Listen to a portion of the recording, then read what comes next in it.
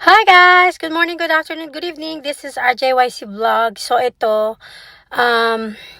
wag tayong magpapaninlang dyan sa pa-impeach ko nitong mga buhaya dyan sa House of Crocodiles. Kasi pansinin nyo, gusto lang nilang takpan yung kanilang kalokohan sa buy scam. Gusto nilang i-divert yung attention ng tao at ng mamamayang Pilipino sa impeachment na ginawa nila kay VP Sara instead of paying attention sa nangyayaring nakawan dyan sa buy scam at yung pagiging bankrupt ng PhilHealth. So maging matalino tayo at wag tayong magpapabudol uli na ma-divert nila at walang papanagutin dyan sa buy scam. So sa lahat ng mga Filipinos na nakikinig at nakikita tong videos ko, wag tayong magpapalinlang dito sa kalokohan ng House of Crocodiles na nag-impeach kay VP Sara.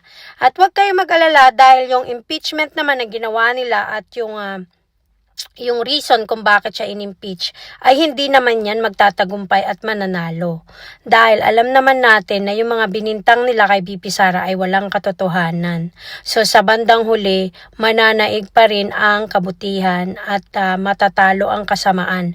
Lalo na kung ang kasamaan ay galing sa House of Representatives ng mga crocodile. Okay? So wag tayong mawalan ng pag-asa at patuloy lang nating suportahan si VP Sara at mag-ingay about sa buy scam. Mag-ingay kayo ng mag-ingay at ipakita nyo sa taong bayan na kayo ay umaaray sa kanila mga pagnanakaw dyan sa kaban ng yaman ng budget ng 2025.